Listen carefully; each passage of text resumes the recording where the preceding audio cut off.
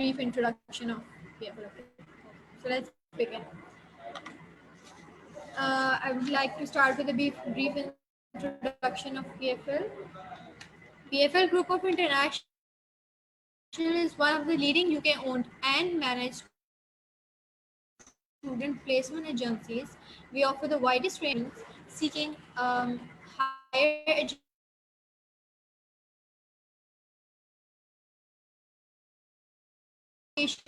to UK, Europe, Australia, New Zealand, Canada.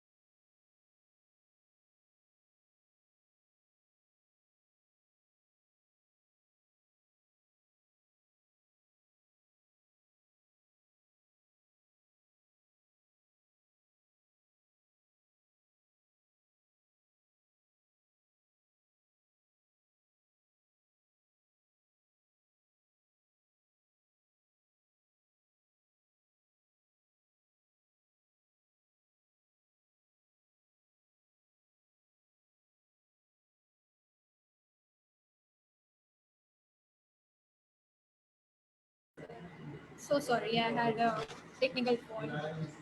Okay, so let's begin. Please give us a brief introduction of your university. Hi Saida, thank you so much for asking me to join you today. My name is Michelle Duncan and I am a member of the student recruitment team at Robert Gordon University. We are a UK university based in Scotland in the north of the UK. We are a university that is very well known and very well regarded for our commitment to our students' future employability. So that is our big thing at our GU. We really focus on delivering very practical programs with a view to helping our students go on to have great success in their future careers. The courses that we offer are typically aligned, therefore, to professions. So you won't find that we do many theoretical subjects. It's mostly around courses that kind of take you to a particular professional destination, whether that's architecture or nursing or engineering or so on. All right, so what are your famous degrees that student likes to pursue, and are there different rankings of each department?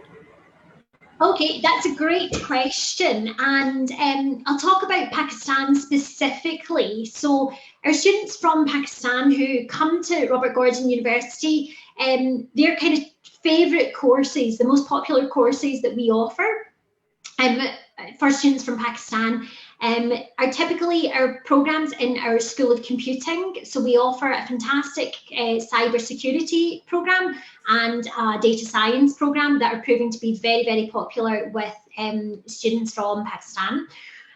Public health and health promotion is in our top 5 most popular subjects as well. And the public health program is attracts students who perhaps come from a medical or a dentistry background and are wanting to add public health to their medical profile, but it's also open to students from a completely non-related background who wish to move into public health.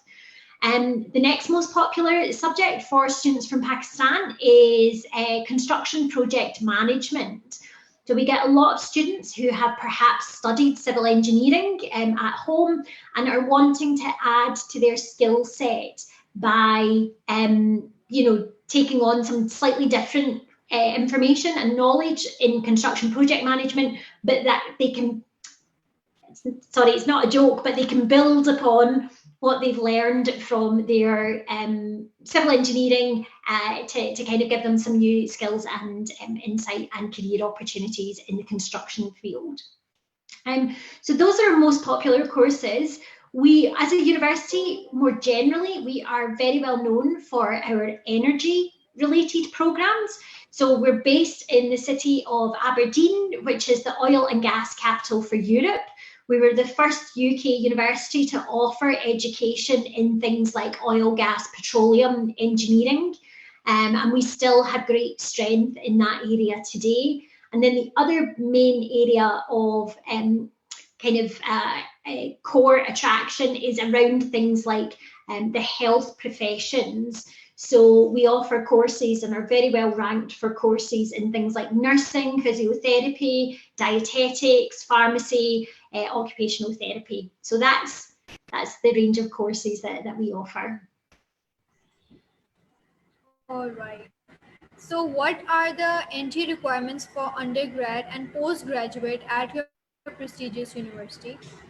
Okay, another great question. So for undergraduate students, it depends. If you have done only your high school certificate in Pakistan, then we do require you to do a foundation or a pathway program with our international college, ICRGU, to act as a bridge from your high school in Pakistan to university level study. So, however, if you've gone to an international high school, such as many of your watchers will have, then if you go onto the RGU website, on each of the course pages, you'll see the entry requirements listed in A levels and IB scores, which is quite commonly the qualification that students in international schools will go to.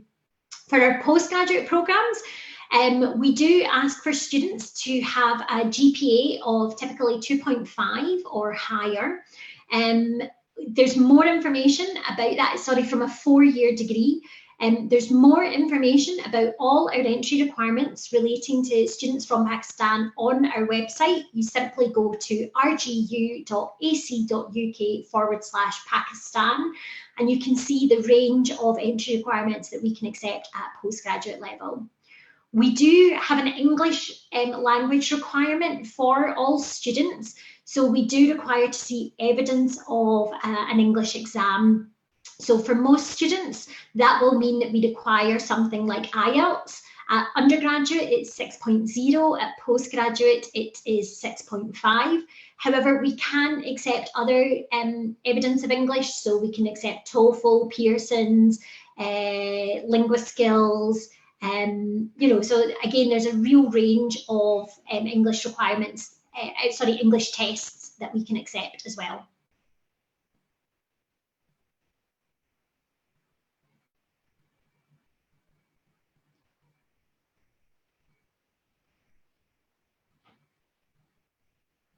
Okay. Oh, I think we've got a little technical delay at the moment. Hopefully Saida will come back to us in a moment. But just to recap, if you want to know which English language certificates we can accept, if you go to the RGU website, simply www.rgu.ac.uk/English, it has the full range of evidence of English that we can take. We cannot accept letters of English or evidence of prior studies in English. It will have to be an English language test. We appreciate at the moment that can be a little bit tricky because it can be difficult to do a face-to-face test currently in this very strange moment in time that we're in. However, just to let you know that there are a number of online English language tests that we can accept. And again, the information is on the website. So I think we've lost Saida temporarily, but I think I'm still going live. So I'm just going to keep continuing to answer the questions as she helpfully provided me those in advance. So the next question is about the tuition fee structure.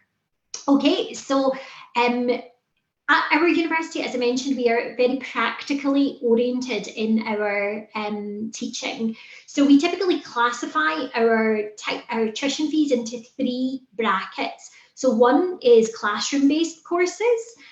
So that is your subjects like management, business, accounting, law, and so on, where really the facility is in the classroom. And the tuition fees for those courses, both at undergraduate and postgraduate level, they start from £13,720, so £13,720. Apologies, I've not converted that into rupees to make it easier for you guys. So for classroom-based programs, that's what you can start. The starting kind of tuition fee is £13,720. That goes up to typically about £15,000 for those classroom courses. For subjects like engineering, pharmacy, computing, life sciences, and so on, classes that are more lab-based, they're slightly more expensive because there's more facilities involved with the delivery of those. So the tuition fees for programs of that nature, they're a little bit more expensive, so they typically start around about £14,000, so £14,000, and go up to £17,700, £17,700 for things like the engineering programs, and that is true for both undergraduate and postgraduate courses. Now, the good news is that we do have a range of scholarships available to students from Pakistan. For every student who applies, we will give you either a £3,000 tuition fee discount if you're coming to one of our undergraduate programs, or a £2,000 tuition fee discount if you're coming to one of our postgraduate programs. That is a standard scholarship that all students from Pakistan are given. We do, however, also have some competitive scholarships where you do have to apply for them. There are only a certain number of scholarships. However, they are they're high value. So we've got one scholarship, which is £8,000, which is the Saltire Scholarship, and we run that in conjunction with the Scottish Government. We also have a £10,000 scholarship, which we run in conjunction with the British Council. That's called the RGU Great Scholarship. Both of those scholarships are open to students from Pakistan, and there's more information on our website about those.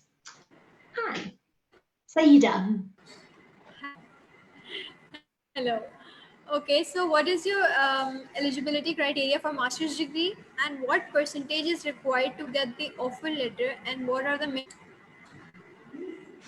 Okay, so the entry requirements for the programme for master's level is that we typically ask students to have a GPA of 2.5 or higher from their bachelor's study. It does need to be a 4-year bachelor's degree. If you have done a shorter undergraduate study, but you've also done a master's, then we will accept that, but we need your master's to be at 60%. The process is simply submitting your application through our wonderful colleagues here at PFL Pakistan, and they will liaise with our admissions team, who will review your application, looking at things like your certificates from your earlier studies. So that's high school if you're coming on an undergraduate programme, or your bachelor's if you're coming to a master's level programme.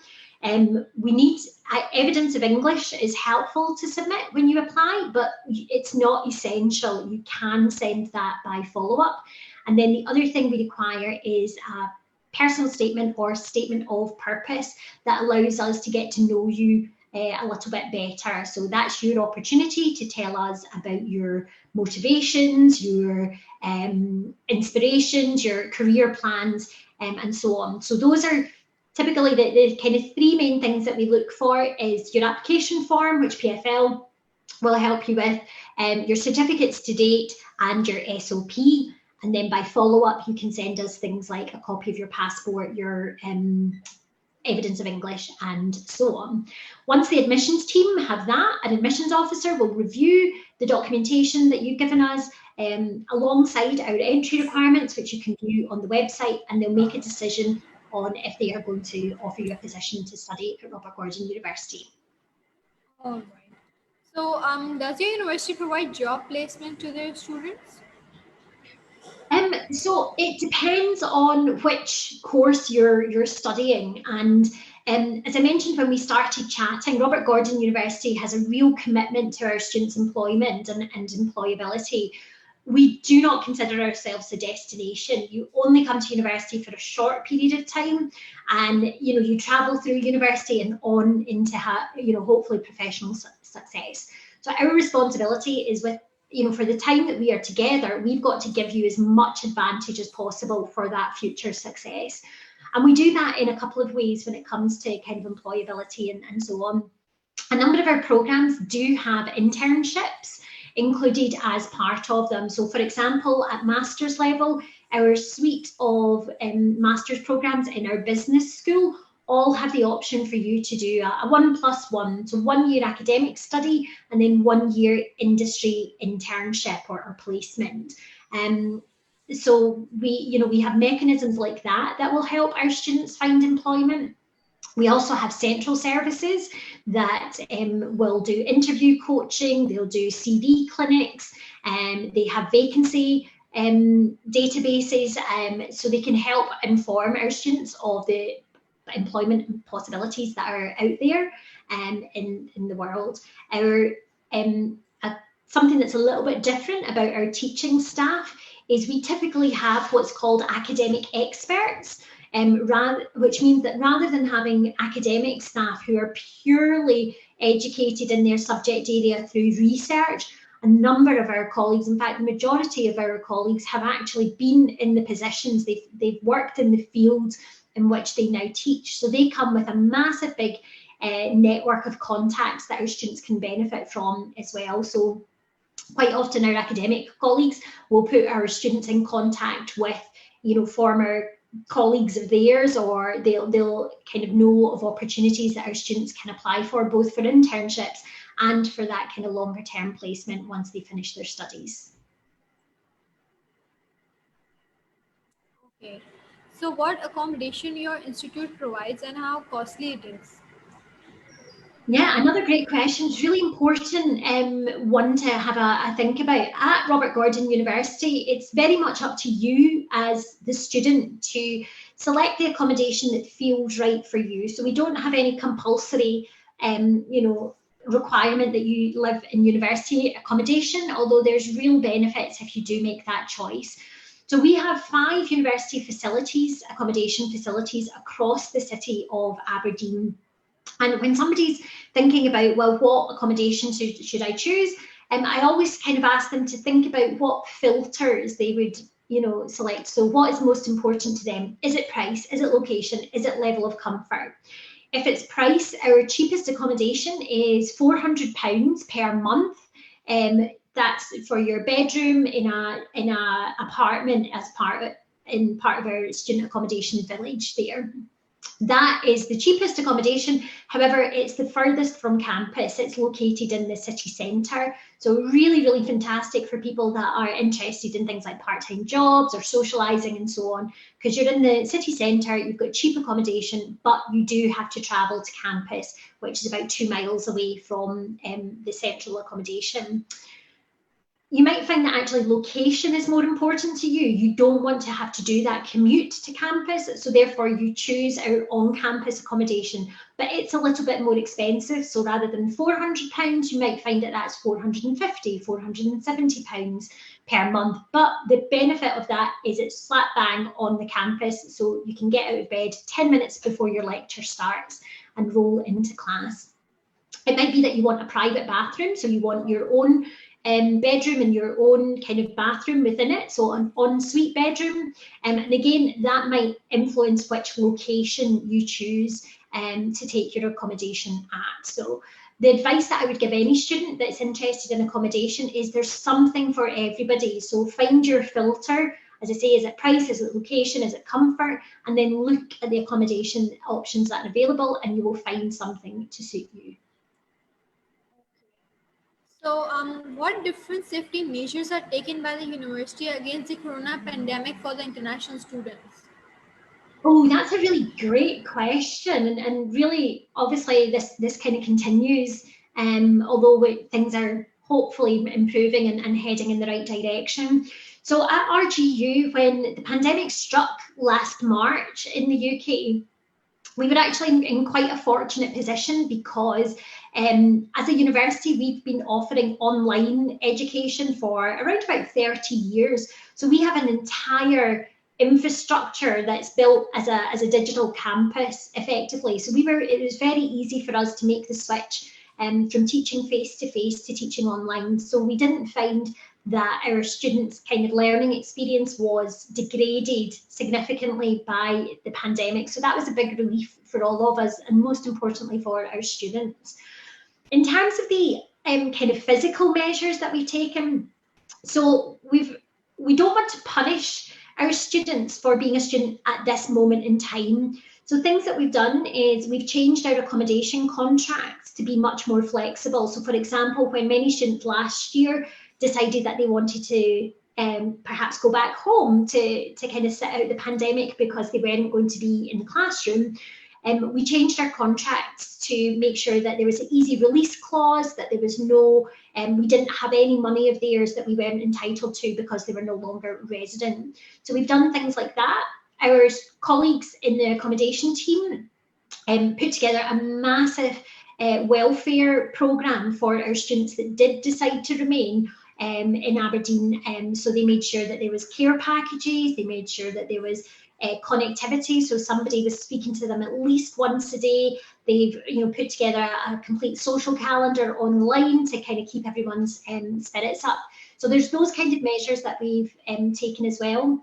In terms of some of the more medical related measures, I'm pleased to say that the Scottish Government has announced that all students, regardless of where they come from, so in this case our students from Pakistan, they will be able to receive the COVID vaccination. So if you join us and you've not already been vaccinated in Pakistan, you will benefit from getting a COVID vaccination when you arrive here in Scotland. That is covered as part of your health surcharge that you pay as part of your visa. And then we've got all the normal things. So when we are going back into campus on September, we're making sure that we continue to follow things like social distancing regulations, lots of hand sanitizers, and just being responsible for ourselves and our community by making sure that we are following the government guidance. All right. So my internet got disconnected. Did you discuss about the tuition fee structure? Yeah, we've covered that, Saida, earlier. Yeah, I thought we would just kind of put that in when we were talking about things like entry requirements and so on. So, yep, tuition fees and scholarship have been ticked. All right, thank you so much. So, are you currently accepting the applications? We are still accepting applications, however, we will close pretty soon. So our application deadline for September 2021 is the 10th of July. So if you've not already submitted your application to Robert Gordon University, then really you've only got a couple of weeks to do that. I'm pleased to say that we do have a January intake that is quite extensive. So if you don't have enough you don't have the opportunity to apply for September 2021, we do have another intake in January 2022 when the vast majority of our courses will run again. All right. So, any recommendations to motivate the students who are willing to pursue in your university? Yeah, so I guess I would take some of the kind of words of wisdom that some of our students from Pakistan who have now graduated and gone on to have success have shared with me, which is there's a lot of choice there, and many of your students today will be debating between our university and other universities, or they won't know where to begin in making their choices. So the best advice that we can give you is do your research, have a real list of what is important to you, and really kind of think about that motivation there. Because if you go into your future, so if you imagine your future, where do you want to be in 5 years or 10 years, and plot back from that point, that's actually a more helpful way to look at things rather than thinking about where you're standing now and trying to look into what comes next. That can be really difficult because you're not too sure what maybe master's level study is going to involve, what's the right subject. So think about things like what kind of job would you like to do? What kind of role could you see yourself happy in? What kind of skills do you want to develop? Once you've got that list, have a think about, well, what universities are going to help me satisfy that? Now, as I mentioned with our university, we're very, very practical in our orientation. So we're a small community-based institution, really a huge amount of interaction between our academic colleagues, our industry partners, and our students. So your likelihood of establishing a good network of contacts and so on goes up quite significantly versus if you go to a really big university that's perhaps more research focused and so on. So, you know, there's definitely things like that that you should consider. If you're looking for value for money, have a think about which universities are going to put you first, which universities are giving you that sense that they're going to really, you know, care and respect you over the time that you're with us. And you'll find that that really helps with your shortlisting. And as I mentioned, our students who've come from Pakistan and joined Robert Gordon University, they are very, very satisfied with the experience that they have, the respect that they receive, the participation that's expected of them. And then many of them go on to have great professional success because when they graduate, they already feel like a professional because whilst they've been with us, that's how we've treated them. So it really helps in the long run to do that kind of, to have that think about who you want to be in the future and then find the university that will help you get there. So is there anything else that you would like to add for the knowledge of our students? No, all I would say is, again, thank you so much to PFL for giving me this opportunity to speak to our future students today. I would just say, be brave, you've got this, you can do it, you will be rewarded. I do know it's a big kind of investment of your time and your money, but you will be rewarded for taking that chance. And once you've chosen the university that you want to come to, which I hope is Robert Gordon University, please take full advantage of everything that we have to offer, get the most in return for your time and money, and we'll help you however we can to do that. So thank you so much for your precious time. It was really nice talking to you. This is surely going to be very helpful for our students who are willing to apply. Have a nice day. It's my pleasure. Thanks and good luck, everyone. Bye.